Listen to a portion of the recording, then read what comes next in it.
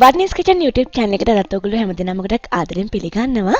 අද මම ඔයාලට කියලා දෙන්න යන්නේ ගෙදර ඉතිරි වෙච්ච බත් පාවිච්චි කරලා රසට ඉඩ්ලි හදාගන්න විදිහ. ඉතින් මම අද ඔයගොල්ලෝ මේ හදන්න කියලා දෙන ඉඩ්ලි එක අපි ඉතිරි බත් පාවිච්චි කරා කියලා කිසිම වෙනසක් නැහැ. ගොඩාක් හොඳ මෘදු ගතියක් තියෙනවා. ඒ වගේම පුළුම් වගේ ඇතුළේ තියෙනවා. ඒ වගේම තමයි මේ ඉඩ්ලි එක හදන්න මම ඉඩ්ලි පොට් එකක් පාවිච්චි කරන්නේ නැහැ. ඒ නිසා ඉඩ්ලි පොට් එකක් නැති ඕන කෙනෙකුට මම මේ කියලා දෙන විදිහට රසට ඉඩ්ලි හදන්න පුළුවන්. ඉතින් අද මම ඔයාලට රසට ඉඩ්ලි හදනවා වගේම ඉඩ්ලි එක කන්න මම හදාගත්ත පහසු රසවත් පොල් චට්නි එක හදන්නත් කියලා දෙනවා. ඉතින් අපි බලමු පොල් චට්නි එක සහ ඉඩ්ලි කොහොමද පහසුවෙන් හදන්නේ කියලා. මෙතන මම අරගෙන තිනවා කලින් දවසේ රෑ උයාගත්ත බත් කෝප දෙකක්. ඉතින් මේක බාස්මති හාලින් උයාගත්ත බතක්. ඔයාලට ඕන මහලකින් උයාගත්ත බත් පාවිච්චි කරන්න පුළුවන් මෙතනදී. ඊළඟට මම කරන්නේ මේ බත් ටික මේ වගේ බ්ලෙන්ඩ් ජාර් එකකට දාගන්නවා. ඊළඟට මේ බත් ටිකට වතුර කෝප්ප 1යි කාලක් දාගන්නවා මේ විදිහට.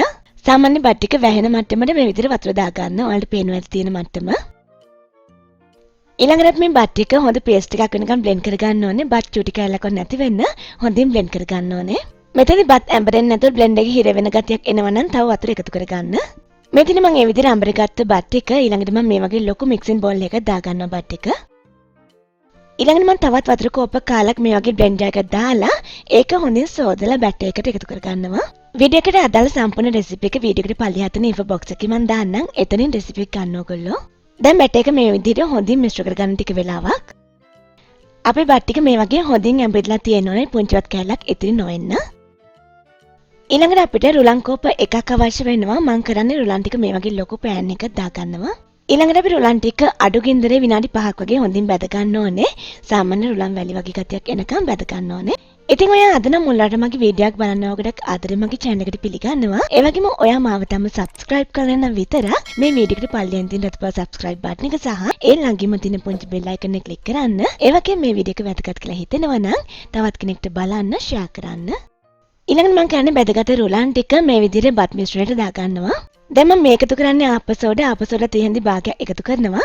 ඒ වගේම ලොකු දෙයකදී කාලයක යොෂ්ට එකතු කරනවා. ඉතින් සාමාන්‍යයෙන් අපි ඉන්ස්ටන්ට් ඉඩ්ලි හදද්දී ඒකට කර්ඩ් තමයි පාවිච්චි කරන්නේ. නමුත් මේ දවස්වල හැමෝටම කර්ඩ් හොයාගන්න බැරි නිසා තමයි දෙහි පාවිච්චි කරන්නේ. අපි දෙහි ආපසෝඩ වල දැම්මම ආපසෝඩ ඉක්මනින් ක්‍රියාකාරී වෙනවා. ඔන්න අල්පිනදී ආපසෝඩ එකට දේශ දාද්දී ආපසෝඩ එකේ පෙන එනවා. ඉතින් මේ විදිහට අපි මේක ඉක්මනින් ඇක්ටිව් කරගත්තාම ඉඩ්ලි මිශ්‍රණය ගොඩක් වෙලා පිපෙන්න තියන්න අවශ්‍ය නැහැ. ඉක්මනින් අපිට ඉඩ්ලි ටික හදාගන්න පුළුවන්. ඊළඟට අපි ඉඩ්ලි මිශ්‍රණය මේ විදිහට විනාඩි කිහිපයක් හොඳින් මිශ්‍ර කරගන්න ඕනේ. ඉඩ්ලි මිශ්‍රණය මේ විදිහට හොඳින් මිශ්‍ර කරගෙන ඊළඟට මේක උඩින් වහලා විනාඩි 20ක් මම පැත්තකින් තියනවා. විනාඩි 20කින් පස්සේ අපේ ඉඩ්ලි මිශ්‍රණය හොඳින් පිපිලා තියෙන්නේ. ඊළඟට මම මේක ලුණු තෙහෙන්දි එකක් එකතු කරනවා. ලුණු එකතු කරගද්දී වගේ රසය අනුව එකතු කරගන්න. ලුණු එකතු කරලා ඉඩ්ලි මිශ්‍රණය මේ විදිහට ටික වෙලාවක් හොඳින් මිශ්‍ර කරගන්න ඕනේ. අපේ ඉඩ්ලි මිශ්‍රණය මෙන්න මේ විදිහට වැක්කෙන්න පදම තියෙන්න ඕනේ. ඔයා හොඳින් මිශ්‍රණේ පදම බලා ගන්න. ඉතින් මම ඉඩලි ටික තඹ ගන්න පාවිච්චි කරන්නේ මේ වගේ ඇලුමිනියම් කෝප්ප. අපිට මේ කෝපේ පාවිච්චි කරලත් ඉඩලි පොට් එක හැදුව විදිහටම ඉඩලි ටික හදා ගන්න පුළුවන්. මුලින්ම අපි මේ කප්ස් වල හොඳින් පොල් තෙල් ගා ගන්න ඕනේ. ඉතින් ඔයාලට මේ වගේ කප්ස් හොයාගන්න බැයි නම් අපි සාමාන්‍ය වණ්ඩු තඹන විදිහට කැඳ කොලයක් අරගෙන ඒක පොල් කට්ටක් ඇතුළට දාලා තඹ ගන්න පුළුවන් මේ වෙලාවේදී. ඊළඟට මම මේ කප්ස් වල 4න් 3ක් වගේ පිරෙන මට්ටමට ඉඩ්ලි මිශ්‍රණය දාගන්නවා. ඉතින් ඔයාලා දන්නවා ඉඩ්ලි පොට් එක හැදුවොත් ඉඩ්ලි සාමාන්‍යයෙන් පැතලිවට තමයි තියෙන්නේ. අන්න ඒ හැඩේ එන්න ගොඩක් මේක පුරවන්න එපා. මෙන්න මේ මට්ටමට පුරවන්න. ඊළඟට මම කරන්නේ මේ ඉඩ්ලි ටික විනාඩි 15ක් වගේ කාලයක් හොඳින් තඹ ගන්නවා. මේ වගේ හොඳින් සැරට හුමාලේ වදින්න ඕනේ අපේ ඉඩ්ලි ටික හොඳින් තැම්බෙන්න. ඒ අතර මම යන්නේ මගේ රසවත් පොල් චට්නි එක හදාගන්න. මේ වගේ බ්ලෙන්ඩ් ජාර් එකක් අරගෙන ඒකට පොල් කෝප්ප එකක් දාගන්නවා. ඊළඟට පුංචි ලුණු කෑල්ලක් එකතු කරනවා. ඒ වගේම රසය අනුව ලුණු එකතු කරගන්න. කැලි මිරිස් තෙහෙන්දි දෙකක් එකතු කරනවා. ඒ වගේම දෙහි එකතු කරනවා. මේ දේවල් වගේ රසය අනුව අඩු වැඩි කරගන්න. දැන් මේකට වතුර කෝප්ප කාලක් වගේ එකතු කරලා හොඳින් බ්ලෙන්ඩ් කරගන්නවා.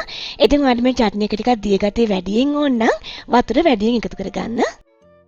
මේ දෙන්නේ මේ විදිහට අඹරගත්ත පොල් චට්නි එක ඊළඟට මම මේකට රසවත් ටෙම්පරාදුවක් හදා ගන්නවා. එතකොට තමයි මේක ගොඩක් රස වෙන්නේ. ඒකට මුලින්ම පොල් තෙල් මේසන්දි එකක් වගේ මේ වගේ පෑන් එකකට එකතු කරලා ඒක හොඳින් රත් වෙන්න ඉඩ හරිනවා. තෙල් ටික හොඳින් රත් වුණාට පස්සේ අබ තෙහෙන්දි භාගයක් වගේ එකතු කරලා හොඳින් පුපුරන්න ඉඩ හරිනවා. අබ ටික පුපුරගෙන එද්දී හිණින් ලියාගත්ත ලුණු ටික එකතු කරනවා. එකතු කරලා හොඳින් බැදෙන්න ඉඩ හරිනවා. ලුණු ටික යාන්තම් මේ වගේ රන්වන් පාටට හැරෙද්දී මම මේකට වියලි මිරිස් ටිකක් එකතු කරනවා. කෑලි කපාගත්ත සහ සම්පූර්ණයෙන්ම ගොඩක් එකතු කරනවා. එකතු කළා මේ විදිහට ටික වෙලාවක් බැදෙන්න ඉඩ හරිනවා. මිරිස් ටික සාමාන්‍ය මට්ටමට බැදුනට පස්සේ මම මේකට කරපිංචා ටිකක් එකතු කරනවා. ඊළඟට කරපිංචා ටිකත් හොඳින් බැදෙන්න ඉඩ හරලා මේක ලිපෙන් ඉවත් කර ගන්නවා. දැන් මම මේ ටෙම්පරාදුව කොකනට් චට්නි එකට දාලා හොඳින් මිශ්‍ර කර ගන්නවා. මේ වෙලාවේදී අපේ කොකනට් චට්නි එකේ හොඳ සුවඳක් එනවා. විනාඩි 15ක ගිය අද්දී අපේ ඉඩලි ටිකත් හොඳින් තැම්බිලා තියෙන්නේ. මුලින්ම උඩ චුට්ටක් අල්ලා බලද්දි ටිකක් ඇලෙන ගතියක් ඇති වෙයි. මේක ලිපෙන් ඉවත් කරලා නිවෙන්න ඉඩ හරින්න විනාඩි 5ක් 6ක්. ඉඩලි ටික හොඳින් නිවුණාට පස්සේ අපිට මේ වගේ ගොඩක් පහසුවෙන් ගලව ගන්න පුළුවන්. මේක රස්නේ පිටින් ගලවන්න යන්න එපා. එතකොට භාජනේ ඇලිලා ලස්සන හැඩය නැතුව යනවා. ඔයාලට පේනදී හරිම ලස්සන පෙනුමකට ඉඩලි තියෙනවා කියලා. මෙතන ඔයාලා ඉඩලි කප් එකට පීයක් දාලා එහෙම මේක බුරුල් කරන්න යන්න එපා. එතකොට මේක ඩැමේජ් වෙලා ලස්සන පෙනුම නැතුව යනවා. මෙන්න මේ වගේ ඇඟිලි වලින් සහ අතින් බුරුල් කරන්න. ඊළඟට කප් එකේ උඩට මේ වගේ ටිකක් තදින් තට්ටු කරන්න. එතකොට නිකම්ම ගැලවිලා එනවා ඉඩලි එක. ඔයාලා මේ කප් වලට ආයෙ ඉඩලි මිශ්‍රණය දාන්න කලින් කප් එක හොඳින් සෝදලා හොඳින් පිහලා තෙල් ගාලා දාන්න ඕනේ. ඉතින් මෙතන මම මේ විදිහට හදාගත්ත ඉඩලි ටික ඔයාලට පේනවා ඇති ඉඩලි පොට් එකක් නැතුව හැදුවා කියලා නැහැ. හරිම ලස්සන පෙනුමකට තියෙනවා අපි කඩෙන් ගන්න ඉඩලි වගේම. සාමාන්‍ය මේකප් වල හදනවා නම් අපිට ඉඩලි 9ක් 10ක් වගේ හදා ගන්න පුළුවන්. ඉඩලි පොට් එකක් හදනවා නම් ඊට වඩා ගොඩක් ප්‍රමාණයක් හදා ගන්න පුළුවන්. ඒ වගේම මේ ඉඩලි වල පුළුම් වගේ හොඳ ස්පොන්ජ් ගතියක් තියෙනවා. ඉතින් මේ පොල් චට්නි එක එක්කලා හරිම රසයි මේක. ඒ වගේම ඔයාලට නම් මේක කරි එකක් එක්කුණත් කන්න පුළුවන්. ඉතින් ඔයාලත් අනිවාර්යයෙන් මේ පහසු රසවත් ඒ වගේම අඩු වේදම් ඉඩලි රෙසිපි එක try කරලා බලන්න. ඒ වගේම ඔයගොල්ලෝගේ යාළුවන්ටත් බලන්න මේ වීඩියෝ එක share කරන්න. අපි මේ වගේ තවත් අලුත් වැදගත් රසවත් වීඩියෝ එකකින් ආයේ හම්බ වෙමු.